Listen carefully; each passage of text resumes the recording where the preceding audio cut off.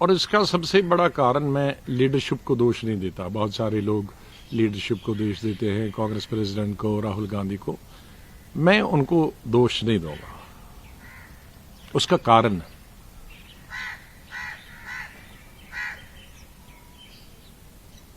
जो लोग वहां होते हैं उनका कनेक्ट टूट गया लोगों के साथ। वो ब्लॉक लोगों के साथ कनेक्ट टूट गया है, डिस्ट्रिक्ट लोगों के साथ कनेक्शन टूट गया है। प्रॉब्लम क्या है कि जब कोई पदाधिकारी हमारी पार्टी में बनता है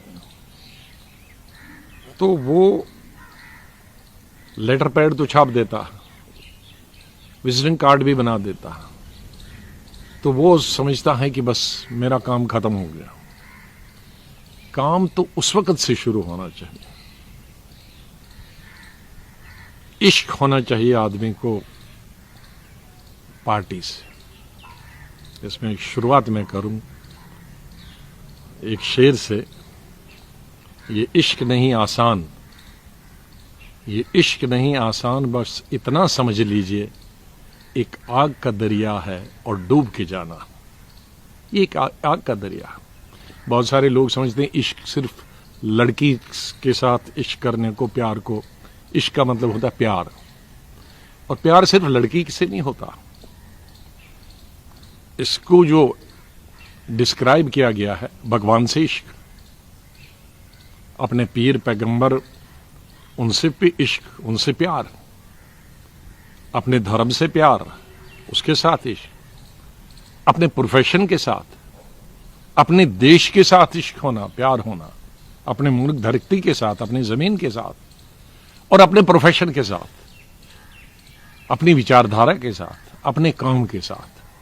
तो जब तक आपको ये इश्क नहीं हो जाएगा जो पद आप लेते हैं, तो कामयाबी नहीं मिलती है। आजाद साहब, आपने अपने स्टार्टिंग के बयान में कहा कि मैं इसका दोष लीडरशिप को नहीं देता हूं। नहीं, कनेक्ट किसने करना, मैं अपनी मिसाल बताता हूं। बहुत सारे ऐसे लोगों की मिसाल है। इसी लीडरशिप के अंदर, सोनिया गांधी जी के अंदर 4-5 साल के अंदर मैंने 5 स्टेटें जीती। मिसेस गांधी ने तो मुझे नहीं बताया।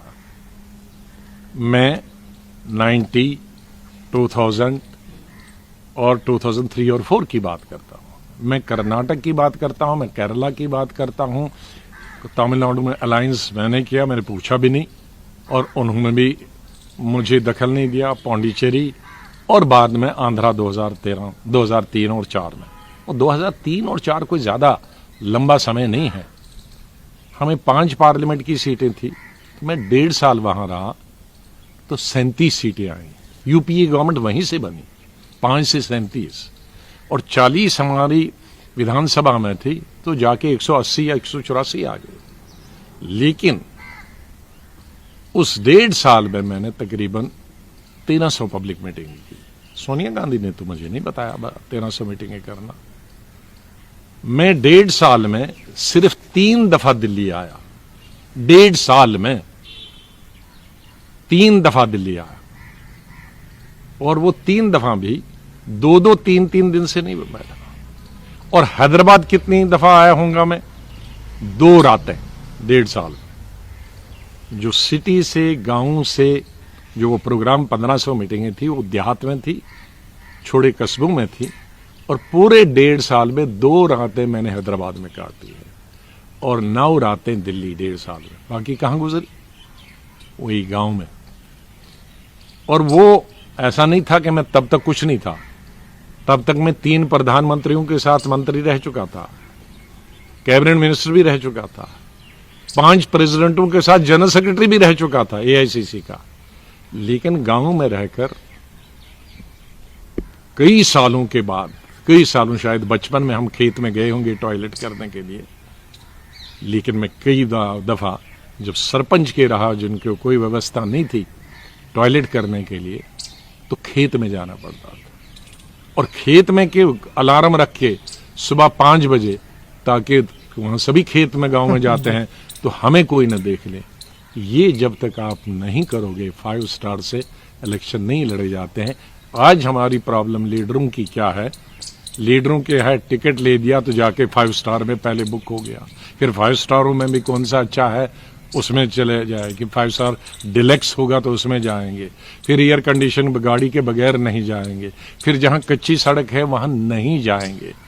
तो जब तक ये कल्चर हम नहीं बदलेंगे, इसीलिए मैंने जो शेर कहा कि ये आसान नहीं है। आजाद साहब, लेकिन इल्जाम ये है कि लीडरशिप के पास एक्सेस नहीं है, लीडर्स टाइम मांगते हैं कि 1 साल तक वो लोग मिलते नहीं है, अरे लीडरशिप दिशा नहीं दे रही है। सुनिए, आप जब काम करेंगे, मैंने कहा, मैं अपनी मिसाल देता हूं, मैंने 1.5 साल सोनिया गांधी से अपॉइंटमेंट ही नहीं मांगी थी। तब उससे पहले जो और 98, 99, 2000, 2001, 2 ये और साउथ, मैंने एक दफा भी नहीं मांगी। मुझे क्या करना था, मैंने प्रोग्राम बनाया स्टेट के लेके और चल गया अपना प्रोग्राम। आजाद साहब, आपकी बात समझे तो आप ये बोल रहे हैं कि पदाधिकारियों को अपनी जिम्मेदारी समझनी चाहिए, ना कि जनरल सेक्रेटरी भी जिम्मेदारी समझनी चाहिए, प्रेसिडेंट को भी जिम्मेदारी समझनी। इसीलिए तो मैं कहता हूं, इसीलिए तो हम लोगों ने वो लेटर बनाई थी, इसी से मैं जोड़ता हूं कि जब तक ये अपॉइंटेड लोग होंगे वो नहीं जाएंगे। जब इलेक्टेड लोग होंगे, तो स्टेट प्रेसिडेंट इलेक्टेड होगा, डिस्ट्रिक्ट प्रेसिडेंट इलेक्टेड होगा, ब्लॉक प्रेसिडेंट इलेक्टेड होगा, उसको अपनी जिम्मेदारी का मालूम होगा और वो जिम्मेदारी चुन लोगे लोग जिनको पार्टी से इश्क होगा। आजाद साहब, अभी तो कोई भी बन जाता है। नेशनल अल्टरनेटिव के तौर पे कांग्रेस को देखा जा सकता है या नहीं? कहीं ना कहीं ऐसा लग रहा है जैसे आपकी जहां स्टेट्स में पकड़ थी, चाहे वो गुजरात हो, वो मध्य प्रदेश हो, बिहार में जैसे अभी हमने हाल में देखा, उधर भी कहीं ना कहीं आपके जो डिफेक्टेड लोग हैं वो जीत रहे हैं, जो बीजेपी जा रहे हैं। तो कहीं ना कहीं क्या आपको लगता नहीं है कि एक ग्राउंड अप सीट कर रहे हैं बीजेपी को ओवरऑल? 2 चीजें हैं, जैसे मैंने अभी एक को तो मैं रिपीट करूंगा और एक का मैं उत्तर दूंगा। अभी नेशनल अल्टरनेटिव कोई दूसरा नहीं बन सकता बीजेपी का। बीजेपी तो है ही नेशनल पार्टी।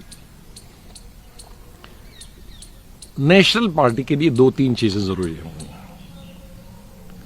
एक तो आपकी नेशनल सोच होनी चाहिए, वो बहुत जरूरी है। फिर नेशनल प्रेजेंस होनी चाहिए। मैं मिसाल दूंगा, अभी बहुत सारी रीजनल पार्टी है, मैं किसी के खिलाफ नहीं हूं, सब मेरे मित्र हैं नेशनल रीजनल पार्टीज के लीडर्स। लेकिन रीजनल मैंने तो नहीं नाम दिया, रीजनल उन्होंने ही पार्टी का नाम दिया, क्योंकि सोच रीजनल है। वो उस रीजन के बगैर बात नहीं करेंगे या सोचेंगे नहीं। कोई दूसरी जगह होगा, हमें अगर अंडमान में कुछ गड़बड़ होगा तो हम अंडमान पहुंच जाएंगे। हम का मतलब मैं नहीं, मेरी पार्टी या नेशनल पार्टी बीजेपी हो। लद्दाख में कोई प्रॉब्लम है, वहां पहुंच जाएंगे, चाहे सीट एक ही हो या हमारी सीट ना भी हो। लेकिन चूंकि एक नेशनल सोच है और उस सोच के साथ पूरी सोचे भारत की और सब लोगों की है कि उसमें हिंदू हो, मुसलमान हो, सिख हो, ईसाई हो, बौद्ध हो, दलित हो, माइनॉरिटी हो, मुस्लिम हो, अपर कास्ट हो, ब्राह्मण हो, राजपूत हो, शेड्यूल कास्ट हो, शेड्यूल ट्राइब हो, गुजर हो, बकरवाल हो, ये सबके लिए एक सोच पहले होना चाहिए। नेशनल सोच, सेकुलर सोच। मैं अपनी बात, अभी बहुत सारे लोग कहते हैं और सोचते हैं कि हम भी नेशनल पार्टी बनेंगे। अब आज हम सबसे लोवेस्ट तो है कांग्रेस, इससे तो कभी नहीं जाई। पिछले 2 टर्म से लोकसभा में पहली दफा इंडिपेंडेंट इंडिया में कांग्रेस का लोकसभा में लीडर अपोजिशन नहीं बना। तो उसका मतलब है कि 72 साल में हम सबसे नीचे नंबर पे, स्तर पे आ गए हैं। लेकिन इस वक्त भी लद्दाख जैसे हिल काउंसिल, अभी मीटिंग हुई, हिल काउंसिल के इलेक्शन हुए, हम समझते थे एक भी नहीं आएगा, क्योंकि बड़े अरसे के बाद बीजेपी ने वहां की डिमांड जो थी, चल रही थी 30-40 साल से चल रही थी, हिल ये यूनियन टेरिटरी देना, तो बीजेपी ने दे दी यूनियन टेरिटरी। तो मैं सोच रहा था 26 में हमको एक भी सीट नहीं आएंगी, लेकिन 26 में हमको 9 आ गई और 2 जो हार गए हम, एक 9 वोट से और एक 11 वोट्स, और दूसरों इंडिपेंडेंट भी 2-4 आ गए। तो उसका मतलब है कि हमारी जो प्रेजेंस है सबसे बुरे समय में भी नहीं रहा। अब मैं लद्दाख एक कोना है हिंदुस्तान का, 11,000 फुट की आबादी पर शहर है, मैं वहां की मिसाल दे रहा था। अब मैं 0 पॉइंट पे जाता हूं, लक्षद्वीप दक्षिण में, केरल से भी 1 घंटा लगता है जाने में जहाज से। लक्षद्वीप समंदर की लेवल पे, वहां भी आज वहां एमएलए तो नहीं होता है, लेकिन वहां जिला परिषद होता है, जिला पंचायत होता है। जिला पंचायत कांग्रेस की है, चाहे एमपी नहीं है 2 टर्म से, लेकिन जिला पंचायत आज भी कांग्रेस की है। 36 में से 22 इलेक्टेड हमारे लोग हैं। उसके नीचे ग्राम पंचायत है, ग्राम पंचायतें 10 हैं लक्षद्वीप में, 10 में से 7 हमारे ग्राम पंचायतों के अध्यक्ष हैं। यहां से जाइए, वहां से फिर अब दूसरे किनारे ईस्ट में अंडमान निकोबार, अंडमान निकोबार में 2 जिला परिषद है, एक बीजेपी के साथ थी, एक हमारे पास थी। तो ये मैं बिल्कुल एक्सट्रीम जगहों की बात देती हैं कि जहां से हिंदुस्तान खत्म होता है या हिंदुस्तान शुरू हो जाता है, इन जगहों से। तो बीच की तो है ही, कम है ज्यादा है, लेकिन प्रेजेंस। इसलिए नेशनल अल्टरनेटिव अगर कोई बनेगा तो वो कांग्रेस ही। मिजोरम है दूसरा, नॉर्थ ईस्टर्न स्टेट्स में, वहां भी हमारी मिजो नेशनल फ्रंट की गवर्नमेंट है, बीजेपी की नहीं है, लेकिन दूसरे नंबर पर हम कांग्रेस है। आपने बोला कि आपके रीजनल लेवल पे सब दोस्त हैं, आपकी सबसे बातचीत होती है, लेकिन अभी जो हमने ऐसे बिहार चुनाव में देखा, कांग्रेस ने बहुत सारी सीट डिमांड की और बहुत कम आई। ऐसा ही तमिलनाडु में भी अब इसका असर पड़ सकता है। वही तो मैं बता रहा हूं कि जब तक हम अपना वे ऑफ फंक्शनिंग नहीं चेंज करेंगे, हर लेवल पे, ब्लॉक लेवल पे, डिस्ट्रिक्ट लेवल पे, पीसीसी लेवल पे, नेशनल लेवल पे, एक तो पार्टी को प्रोग्राम देने की जरूरत है। आप मजदूर को प्रोग्राम, अगर मजदूरी नहीं दोगे तो वो क्या करेगा? आप टीचर को स्कूल नहीं भेजोगे पढ़ाने के लिए, वो क्या करेगा? आप बच्चे को स्कूल नहीं भेजोगे तो वो आजाद साहब, ये कौन देगा? ये कौन तो देगा? इसलिए उसके लिए प्रोग्राम, हाँ वो जरूरी है लीडरशिप को, तो प्रोग्राम लीडरशिप को देना है और इलेक्शन भी लीडरशिप को ही करवाने हैं। तो हमारी लीडरशिप से ये शिकायत नहीं है कि आप मिले या न मिले। वहां मैं ज्यादा मिलने मिलाने को कोई नहीं देता हूं कि मैं अपने 40 साल में कभी मिलने की कोशिश ही नहीं की है, क्योंकि अपने पास इतना काम होता था, उससे फुर्सत नहीं है, तो मिलके क्या कर देंगे? मिलने का वो है कि बेकार आदमी है, कुछ नहीं करना, चलो हाजिरी लगा के आ जाओ। हाजिरी लगाने के लिए नहीं है, आप इतने इंडिस्पेंसेबल होने चाहिए कि वो ढूंढने चाहिए वो कहां, अरे वो तो वहां लगे हैं, और फिर पता करें क्या कर रहा है वहां। लेकिन इलेक्शन कराना जरूरी पार्टी लीडरशिप का काम है। कब होंगे इलेक्शन? हर लेवल। तो हमने जो बातचीत उठाई थी, उसका ये लाभ हो गया कि भाई नेशनल जो इलेक्शन है, मैं क्रेडिट देता हूं मिसेस सोनिया गांधी को, राहुल गांधी को। जब हमने वर्किंग कमेटी हमारे हुई उस लेटर के बाद, तो उन्होंने वर्किंग कमेटी बुलाई, तो हमने कहा भाई इलेक्शन होना चाहिए, क्योंकि अभी तो एडहॉक प्रेसिडेंट चल रहा है, चाहे वही चुन के आ जाए, सोनिया जी चुन के आ जाए। उस वक्त हमने ये नहीं उठाया था कि कौन होना चाहिए, हमने कहा परमानेंट होना चाहिए। जनरल इंप्रेशन ये है कि भाई इनके पास प्रेसिडेंट ही नहीं है। इलेक्टेड प्रेसिडेंट ने रिजाइन किया और दूसरा एडहॉक पॉइंट अपॉइंट किया, तो इसलिए कोई प्रेसिडेंट नहीं है। तो दोनों सोनिया जी ने और राहुल जी ने कहा कि 1 महीने के अंदर करें। ये सितंबर की में हमारी वर्किंग कमेटी हुई, अक्टूबर के लिए उन्होंने कहा।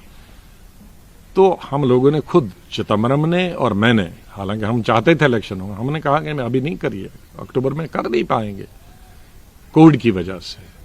तो हमें ने कहा भाई अब ये हम चाहते हैं इलेक्शन, लेकिन कोविड में अपने लोगों को बीमार भी तो नहीं करना है, मारना नहीं है, उसके लिए 1-2 हजार लोग जमा होने वाले हैं, तो एक जगह नहीं हो सकते, 6 महीने में रखो। तो टेंटेटिव हुआ था जनवरी फरवरी में, लेकिन दुर्भाग्य से अभी ये फिर दिल्ली ने कोविड का क्लाइमैक्स फिर शुरू हो गया। तो मैं ये नहीं कह सकता, तो यहां मैं उनको दोष नहीं दूंगा इलेक्शन करने के लिए, क्योंकि हालात ऐसे बने। तो इसीलिए जो दूसरे इलेक्शन भी हैं, चाहे ब्लॉक लेवल के इलेक्शन हों कांग्रेस पार्टी के, 11-12 हजार ब्लॉक हैं, उनमें अधिकतर खाली है, तो कहां हम बिहार में जीत के आ जाए। इतने डिस्ट्रिक्ट्स है, शहर की अलग कमेटियां हम लोग, वो अधिकतर आधे से ज्यादा खाली है, तो कहां हम जीत आजाद के आ साहब, जाए। आपके लीडर्स, कुछ लीडर्स, चाहे वो सिब्बल हो चाहे वो चिदम्बरम हो, उन्होंने खुलकर ये बोला है कि ओवरऑल की जरूरत है, इंट्रोस्पेक्शन की जरूरत है। तो ये दोनों चीजें ठीक है। मैं उन्होंने न चिदम्बरम ने कोई गलत बात बताई है और न ही कपिल सिब्बल जी ने बताई है, मैं उसका समर्थन करता हूं, लेकिन रिट्रोस्पेक्शन का ये मतलब नहीं है कि सोनिया गांधी के खिलाफ कोई है। रिट्रोस्पेक्शन का ये मतलब नहीं है कि राहुल गांधी को खराब है। रिट्रोस्पेक्शन का यही मतलब है कि अगर हम बिहार में हारे तो क्यों हारे, हम मध्य प्रदेश में हमारी सीटें कम आई तो क्यों आई, इस पे चर्चा हो और फिर चर्चा करने के बाद जो इससे मंथन करने के बाद जो निष्पक्ष निकले उसको हम कैसे प्लग कर सकते हैं। आजाद साहब, जैसे मैं उसका यहीं बैठ के बता सकता हूं, जब अगर मुझे बोलना होगा पार्टी में, मैं कहता हूं एक ही चीज, दवाई जो है, जैसे हम ढूंढ रहे हैं अभी कोविड के लिए इंजेक्शन, तो इसके लिए एक ही दवाई है पार्टी के लिए कि आप ब्लॉक लेवल के इलेक्शन करें, डिस्ट्रिक्ट लेवल के इलेक्शन करें, पीसीसी के इलेक्शन करें।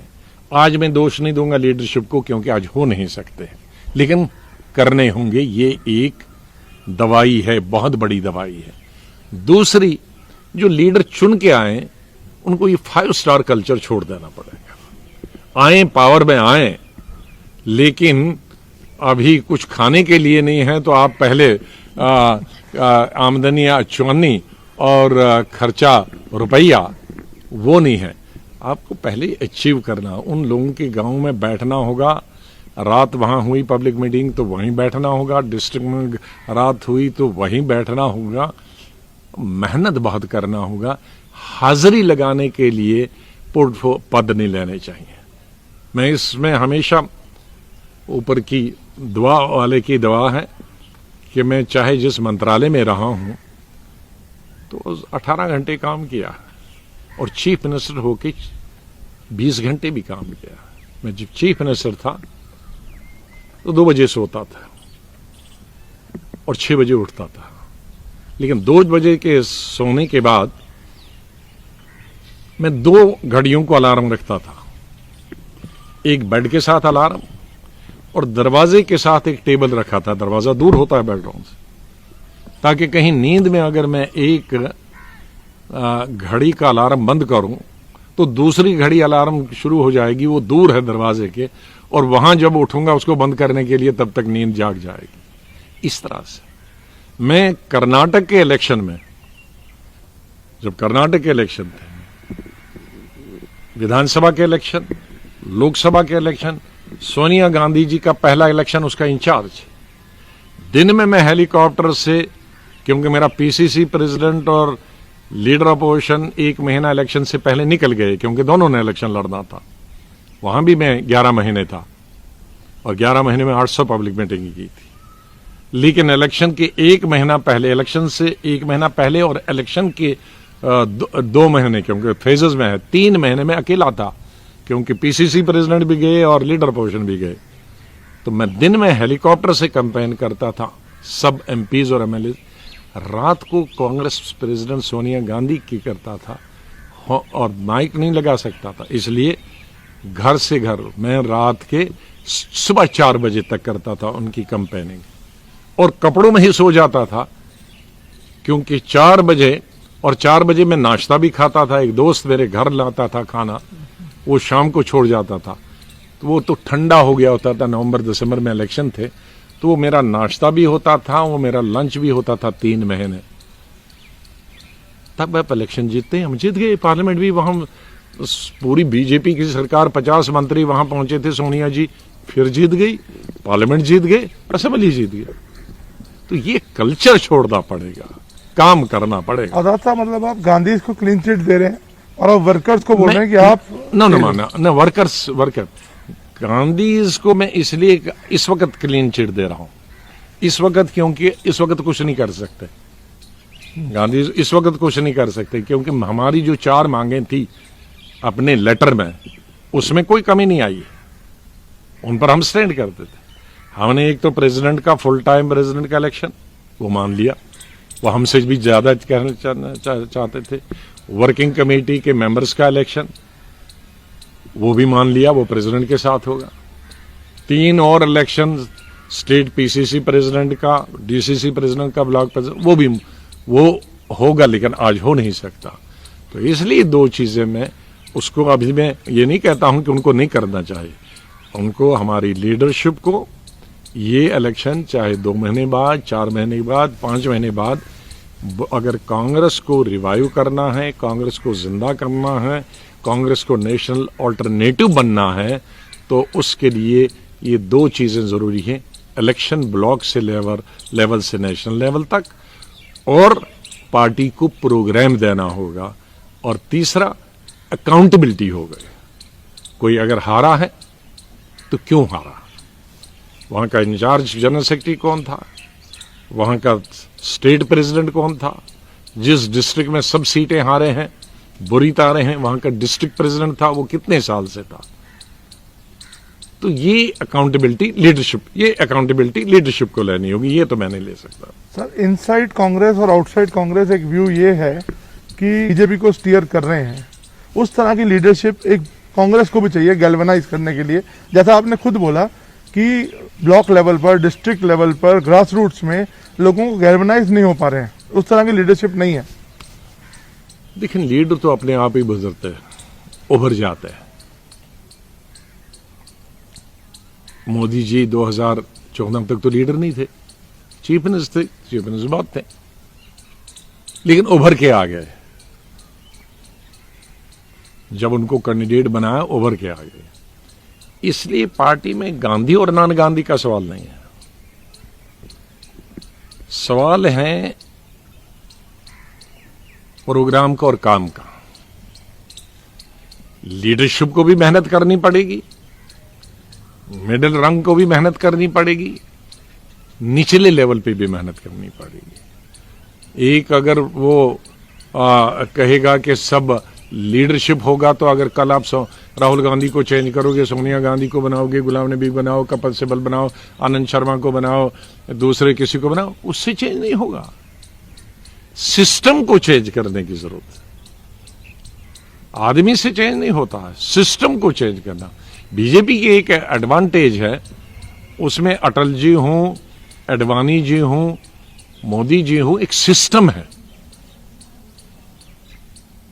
उनकी फिक्स है। आरएसएस वाला वो कोई भी आए है, उनको तो अपना 24 घंटे काम करना, 24 घंटे काम, उनको तो पूछ के कोई नहीं काम करता, कहां पहाड़ चढ़ते हैं, कहां उतरते हैं।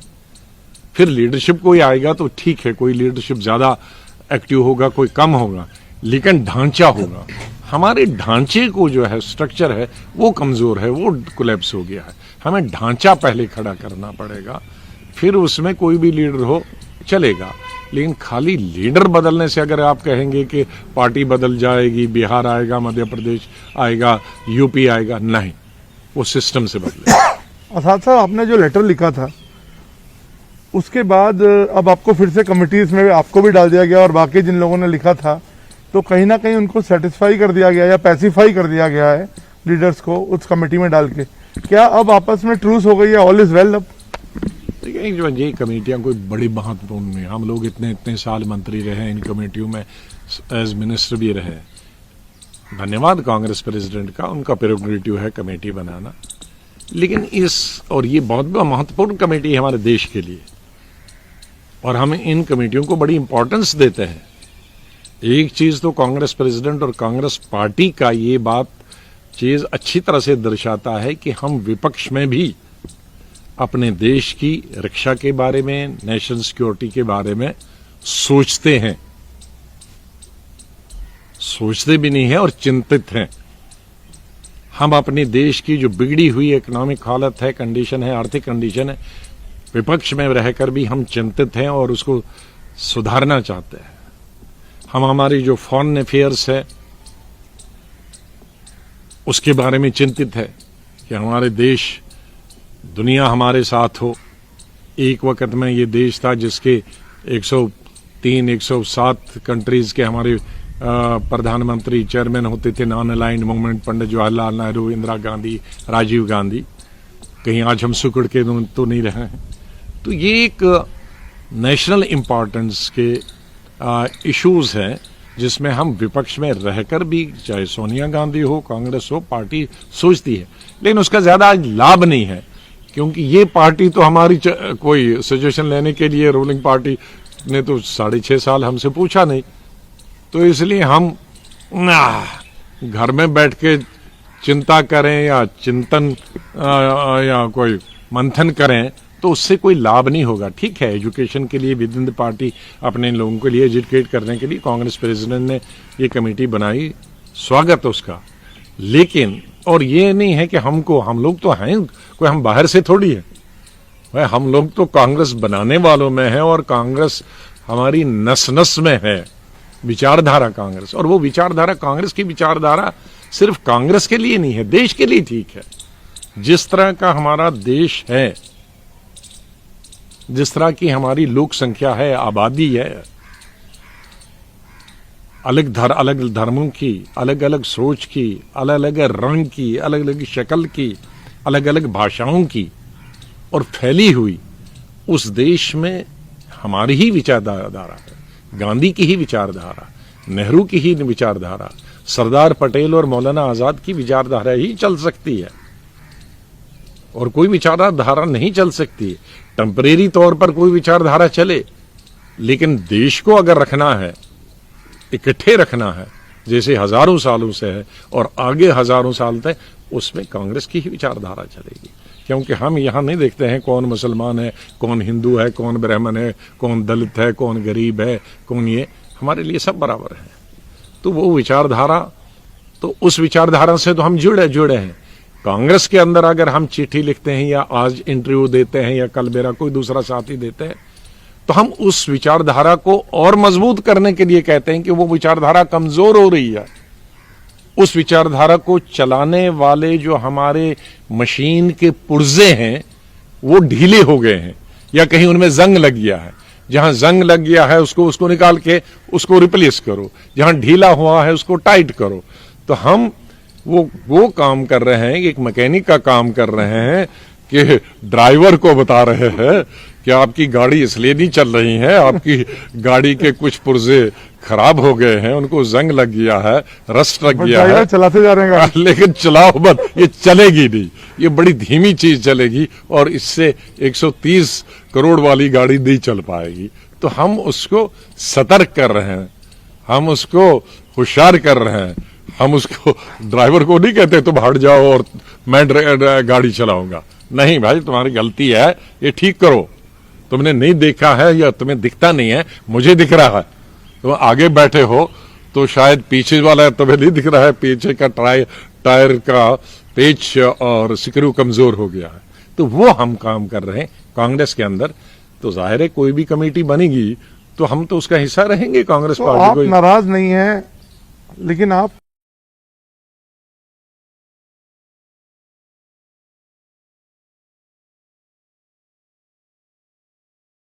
हम दो आदमी कमरे में बंद करें और गाली दें, उससे बेहतर नहीं है कि हम उनको सामने से कह दें कि भाई ये ठीक करो। कमरे में 10 आदमी बैठे जी, वो गलत है, कुछ नहीं, ऐसा नहीं हो सकता, तो फ्रंट उनको बताओ भाई ये गलत हो रहा, इसको ठीक करो। ये आपके हित में भी, हमारे हित में भी, देश के हित में भी। लेकिन क्या आपकी सुन रहे हैं वो लोग? अब ये बात तो सुन ली है, कम से कम इलेक्शन वगैरह के बारे में सुननी, और हम इस बात को कंटिन्यू रखेंगे। कांग्रेस के अंदर रहेंगे, कांग्रेस में जिए हैं, कांग्रेस में मरे हैं, कांग्रेस में चलाएंगे, लेकिन इस बात को हम आवाज रखेंगे कि कांग्रेस, लाखों लोग इससे जुड़े हैं ना, लाखों लोगों की अपेक्षाएं जुड़ी है, लाखों वर्कर जो जिंदगी जिन्होंने दी है, और अब वो 60-70 के हो गए हैं, लेकिन एमएलए भी नहीं बन पाए, जिला परिषद का मेंबर नहीं बन पाए, सरपंच में नहीं बन पाए, कॉरपोरेशन का मेंबर नहीं बन पाए, एमएलए एमपी तो दूर की बात है।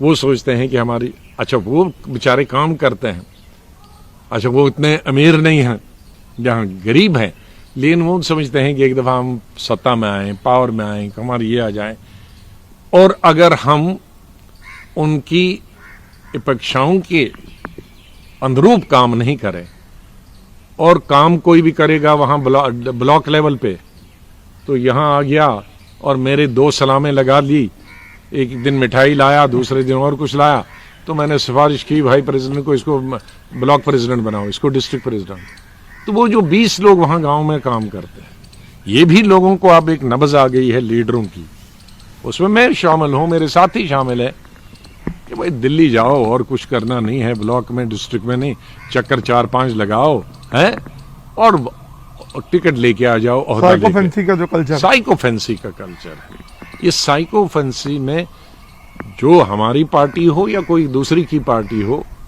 उसमें लीडर भी मर गए कई, पॉलिटिकली, फिजिकली नहीं, और पार्टियां भी कई मारेंगे। तो हमें साइकोफेंसी से दूर रहना होगा, कोई भी, गुलाम नबी से लेकर और सोनिया गांधी तक, और जो भी मेरे कुलीग्स हैं उन तक, और जो मेहनत करता है ब्लॉक लेवल पे, गांव लेवल पे, उसको अगर हम सरकारी जगह नहीं देते हैं, कम से कम पार्टी के अंदर वो काम करता है, वो दिल्ली नहीं आ सकता, उसके पास पैसा नहीं है टिकट में आने का, लेने, उसके पास गिफ्ट देने का किसी लीडर को पैसा नहीं है, कोई भी हो, सब ऐसे नहीं होते, लेकिन इसमें सैकड़ों किस्म के लोग होते हैं जो किसी का लगा हर चीज, किसी न किसी चीज से प्रभावित होता है, और देखने वाला भी देखता है कि कौन लीडर किस चीज से प्रभावित होता है। तो ये चीजें जब तक हम नहीं है देखेंगे, तो एक पॉलिटिक्स में एक तपस्या है। अगर पॉलिटिक्स में कोई आता है कि ये मैं ऐश करूं, एंजॉय करूं, सिर्फ पैसे बनाऊं, तो लानत है ऐसी पॉलिटिक्स। तो मेरे आखिरी चंद सवाल, 2 सवाल आपसे, 2-3 सवाल और करूंगा। जी जी करिए। एक मैंने अभी एक आर्टिकल आपके करीबी जो कांग्रेस को काफी करीब से कवर करते हैं, राशिद किदवाई ने लिखा है कि जो ये रस्साकशी चल रही है कांग्रेस के अंदर, इसका एंगल ये नहीं है कि उनको ओवरहॉल करना है, बल्कि ये है कि कौन एक मैनेजरियल पोजीशन पे आता है, जो अहमद भाई की पोजीशन है या कोई और। अहमद भाई हिस्सा है इसके, अहमद भाई कांग्रेस पार्टी का एक हिस्सा है, उनका एक अपना रोल रहा है, और शायद अहमद भाई जो रोल करते हैं मैं जिंदगी में वो नहीं रोल करूंगा। हर आदमी का एक एप्टीट्यूड, और शायद मैं करूंगा तो अहमद भाई नहीं कर पाए। हर आदमी का एक रोल है। मैं आज रिटर्न देखता हूं कि अहमद भाई जो रोल करते हैं, मैं अगर 10 जन्म भी लूंगा वो नहीं कर सकता हूं। उनका एप्टीट्यूड होता हर चीज का। जैसे मेरा एप्टीट्यूड है, मुझे अगर कहीं दिया तो मैं उसी काम में लगाऊं, गांव में आऊंगा तो वापस नहीं आऊंगा जब तक जीत के जाऊंगा। लेकिन मुझे कोई कहेगा 4 पैसे जमा करो, मेरे बस का नहीं अपने लिए चाय के 4 आने जमा करना।